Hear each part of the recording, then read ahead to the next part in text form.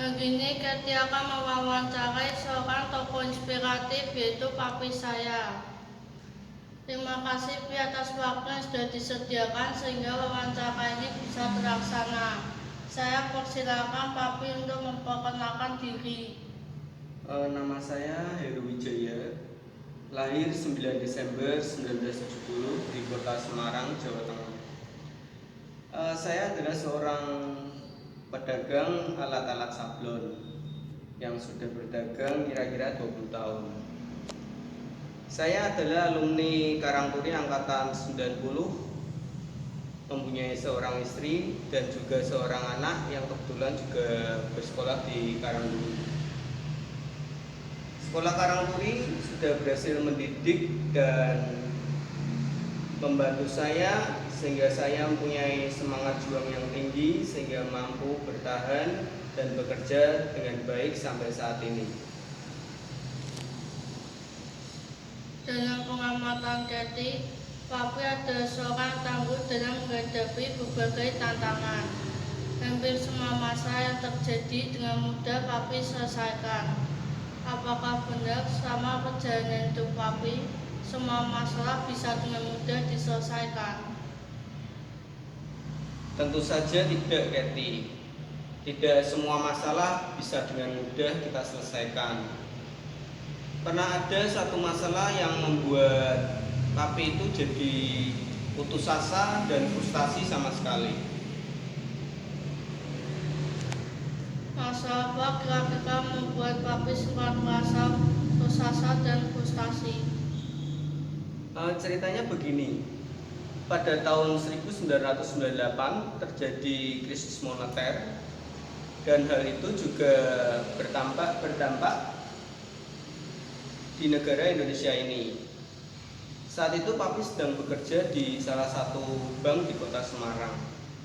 Dan kebetulan karena krisis moneter, bank tersebut terkena likuidasi sehingga semua karyawannya kena PHK, termasuk Papi. Hal itu merupakan pukulan yang sangat berat karena Papi berpikir pada saat krisis moneter akan lebih sulit untuk mencari pekerjaan yang baru. Hari demi hari berjalan, tanpa terasa 3 bulan sudah berlalu. Keadaan semakin berat karena pada saat itu Mami Kathy yang bekerja juga terkena PHK akibat krisis moneter tersebut. Kita menjalani kehidupan sehari-hari dengan tanpa penghasilan sama sekali dan bergantung pada uang pesangon PHK. Tanpa terasa setahun sudah berlalu. Papi tetap berusaha untuk cari pekerjaan, tapi memang sulit saat itu.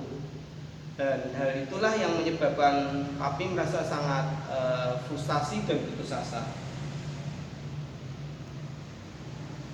Apa yang Papi lakukan untuk mengatasi hal tersebut? Sebetulnya hampir nggak ada tindakan yang Papi lakukan ya. Kita benar-benar tertekan saat itu.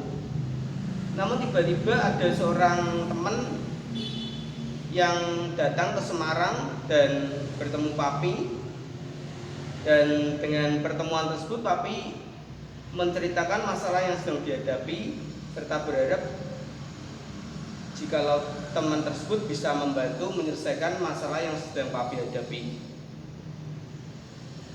Kebetulan teman tersebut memberi saran agar Papi pergi ke suatu gereja yaitu di JKI Injil Kerajaan untuk beribadah di sana.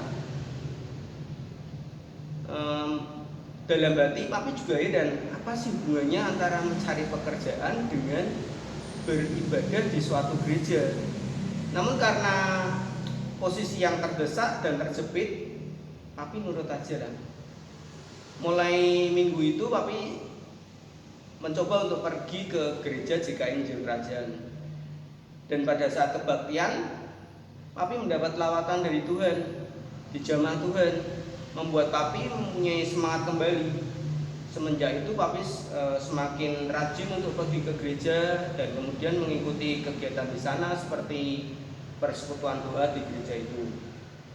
Tak lama kemudian Papi dipertemukan dengan orang yang mau membantu Papi untuk membuka usaha perlengkapan alat sablon dan memodalinya.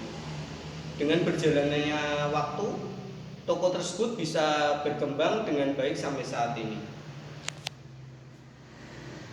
Benar-benar cerita yang sangat menginspirasi Kathy. Tips apa yang Papi bisa berikan bagi Kathy bila sedang menghadapi suatu masalah? Menurut Papi, setiap masalah yang terjadi itu sudah diizinkan Tuhan untuk mendidik kita. Jadi, Kathy harus menghadapi setiap masalah yang ada. Jangan pernah lari dari masalah itu. Hadapi bersama Tuhan, harapkan Tuhan. Percaya bahwa itu terbaik yang sudah direncanakan Tuhan. Apapun yang terjadi, ucapkan syukur. Bila di hati kita masih ada Tuhan, pasti mujizat itu akan terjadi, Kathy.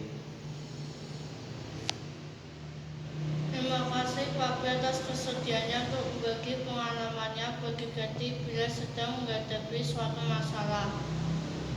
Demikian wawancara singkat dengan Papi Kathy.